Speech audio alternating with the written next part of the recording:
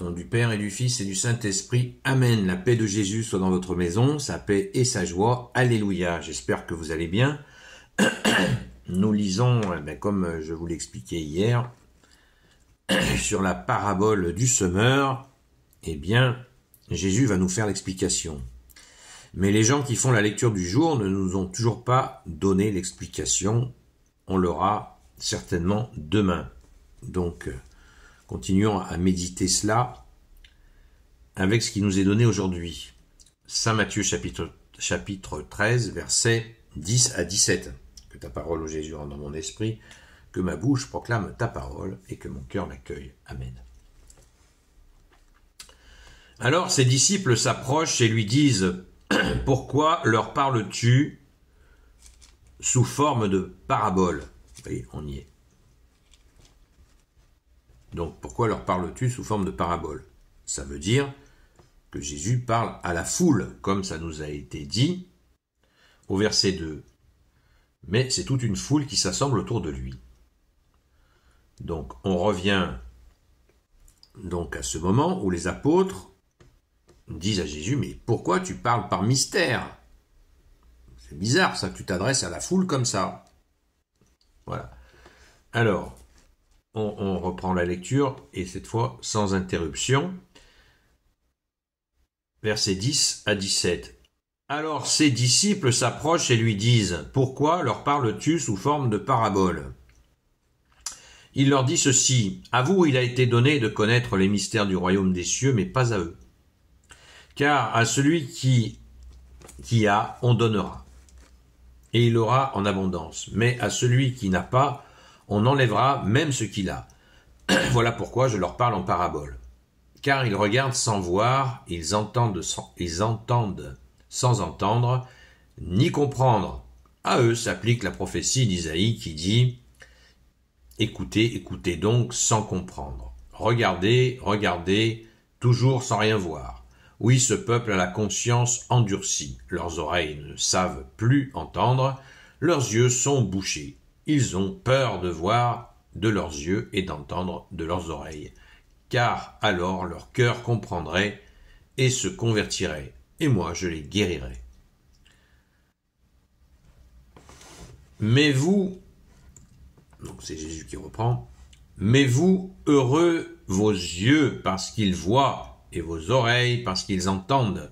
Oui, je vous le dis, bien des prophètes et des justes auraient voulu voir ce que vous voyez, et ne l'ont pas vu, ou entendre ce que vous entendez, et ne l'ont pas entendu. Merci Jésus, alléluia. Et là, au verset 18, Jésus va commencer l'explication de la parabole du semeur. Si vous êtes impatient, lisez-la. On va...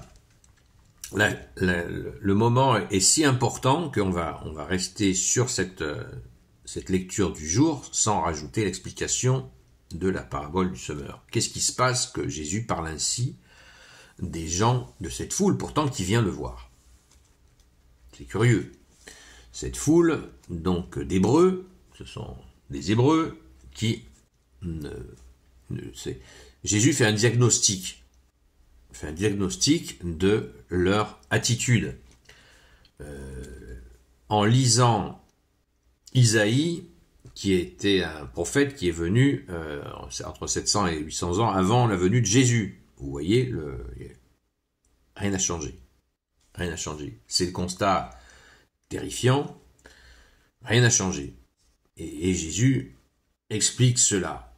Qu'est-ce qui s'est donc passé dans ce monde des Hébreux pour que le cœur se soit endurci à ce point-là? Là, il y a quelque chose qui manque. Personnellement, c'est ce que je comprends.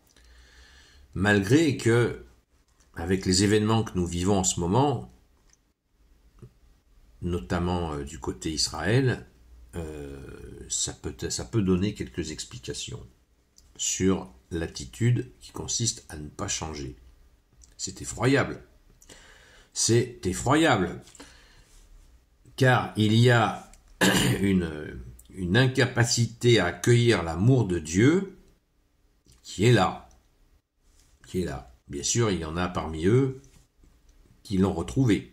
Je pense notamment aux militaires israéliens qui refusent de participer aux horreurs. Ils sont nombreux. Et ceux-là, peut-être, ont-ils trouvé la force en toi, bien-aimé Jésus, pour dire non, ça suffit. Et ainsi, commencer à ouvrir donc leur cœur, leurs yeux, leurs oreilles, leur esprit, à cet amour de Dieu qui ne fait pas de différence entre les gens. Et oui, quand on accueille l'amour de Dieu, on est là et on ne peut pas supporter l'injustice, puisque l'injustice coupe la relation avec Dieu. Puisque Dieu que tu es, Jésus, tu es amour, justice et miséricorde. Si on prend un comportement injuste, c'est fini. C'est pas Dieu qui se coupe de nous, c'est nous qui nous coupons de lui. En refusant son amour, c'est son absence, on installe son absence. Par refus de son amour, de sa justice et de sa miséricorde. Et à mon avis, il y a de ça, puisqu'on est là, on est en 2025, waouh, on est en 2025, beaucoup là-bas qui en sont là. Ils se coupent, continuent à se couper de Dieu. Ils en sont coupés quand Jésus est venu. Jésus leur a annoncé, il leur a dit que le temple serait détruit. Et si le temple allait être détruit, c'est parce que leur comportement n'a pas changé.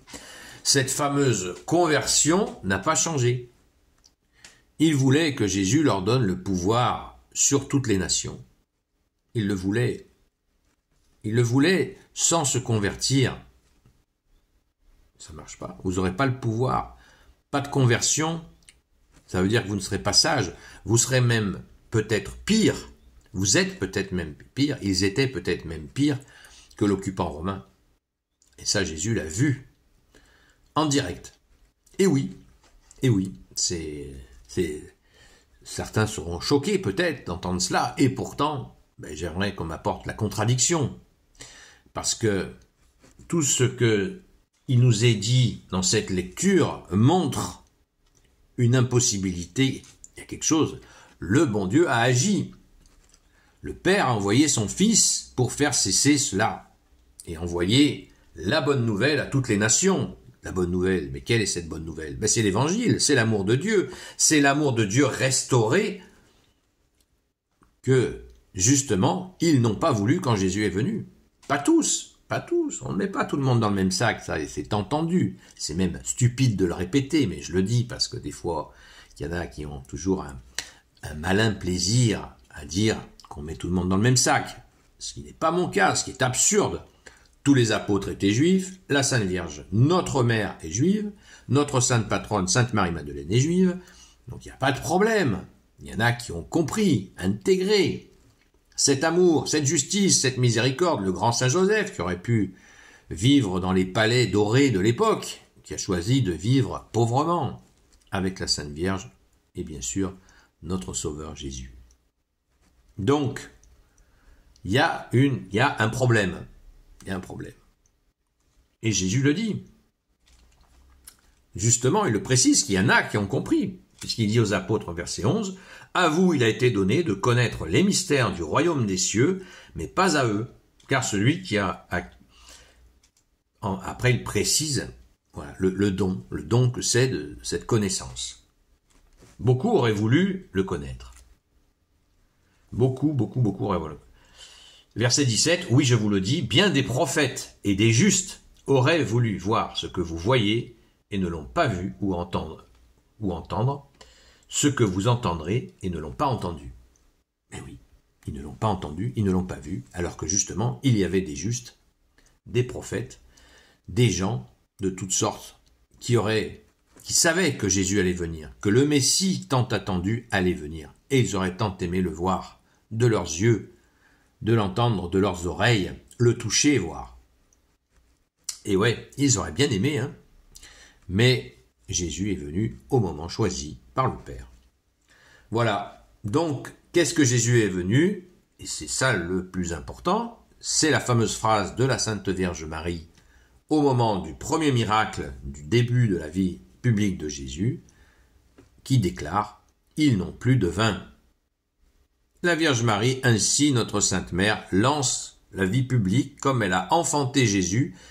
Elle enfante, elle lance son Fils dans sa vie publique, en disant cette phrase « Ils n'ont plus de vin ». Cette noce, symboliquement, représentait la noce avec Dieu le Père. Et le Fils est là, et ils n'ont plus dans cette noce, ils n'ont plus de vin, ils n'ont plus l'amour de Dieu, et certainement plus non plus la justice de Dieu et la miséricorde de Dieu. Donc qu'est-ce qu'ils font?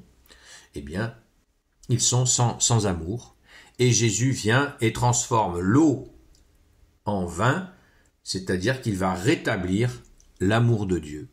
Et cela se passe par Jésus. Ça ne se passe plus par le Père directement. Ça n'était plus possible. Ça avait vrillé. Je le dis, et je l'ai dit, et assez répété, je crois. C'est cet amour que Jésus est venu restaurer. Et c'est extraordinaire. Alors on parle, il y a dans le monde entier des monastères, des moines, des sœurs qui prient et qui imprègnent dans chaque prière l'amour de Dieu sur la terre. Vous voyez, certains cherchent des exemples. Jésus, par sa parole du bon samaritain, a créé les hôpitaux. L'amour de Dieu est imprégné dans les actes. Et toutes les œuvres de Jésus vont imprégner la terre entière d'actes d'amour. L'amour est revenu en toi, Jésus. Alléluia, ça rime. L'amour est revenu en toi, Jésus. Soyons vigilants. Car oui, il y a de l'amour, mais il faut qu'il y ait avec la justice et la miséricorde, comme je vous l'ai dit tout à l'heure, afin que ça n'entrave pas la venue et l'établissement de l'amour de notre bien-aimé Sauveur. Amen. Car si l'on est injuste, si on pratique l'injustice, on fait écran, et si on oublie de pratiquer aussi la miséricorde. Soyez miséricordieux comme votre Père est miséricordieux. C'est pas moi qui l'ai dit, c'est Jésus lui-même. Amen. Gloire soit au Père et au Fils et au Saint-Esprit, maintenant et toujours et pour l'éternité. Amen. Ô Jésus, toi qui peux tout et qui porte tout, toi le Sauveur, toi l'Emmanuel, je te confie toutes celles et ceux qui regarderont cette vidéo, ainsi que leurs proches, selon ta seule volonté, ô Jésus. Sainte Marie, Reine des cieux, toi l'Immaculée Conception, toi qui écrases le serpent, toi qui as la lune sous tes pas, toi notre Mère, Notre-Dame, Saint Joseph, toi le juste et le saint, toi le sage, toi la terreur des démons, toi le saint gardien de la Sainte Église catholique apostolique, Sainte Marie-Madeleine, notre chère Sainte Patronne, et vous tous les saints et saintes, amis de Jésus, Saint Michel Archange, Saint Gabriel Archange, Saint Raphaël Archange, et vous tous les anges qui te servent, ô Jésus, je vous confie toutes celles et ceux qui regarderont cette vidéo, ainsi que leurs proches, selon ta seule volonté, ô Jésus. Bien, puisqu'on parle d'amour, de justice et de miséricorde, c'est le moment, puisque nous avons fêté Sainte Marie-Madeleine avant-hier, pour vous parler, pour vous inviter à rejoindre les amis de Sainte Marie-Madeleine. Il n'y a pas d'adhésion, de carte d'adhérent, d'association, de machin, de bidule, il n'y a que dalle.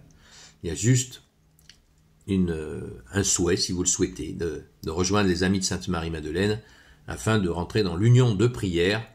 Nous sommes plus de 70 priants, justement, qui prions pour des gens qui viennent crier au secours vers toi, Jésus. Donc, bienvenue. D'ici là, nous avons rendez-vous ce soir, à la grâce de Jésus, sur la chaîne Seul Jésus Sauve, sur TikTok, comme tous les jours, depuis presque 2 ans. Merci à tout le monde, à la fine équipe de TikTok. Donc, de 20h à 22h. À très vite. Et soyez bénis, hein.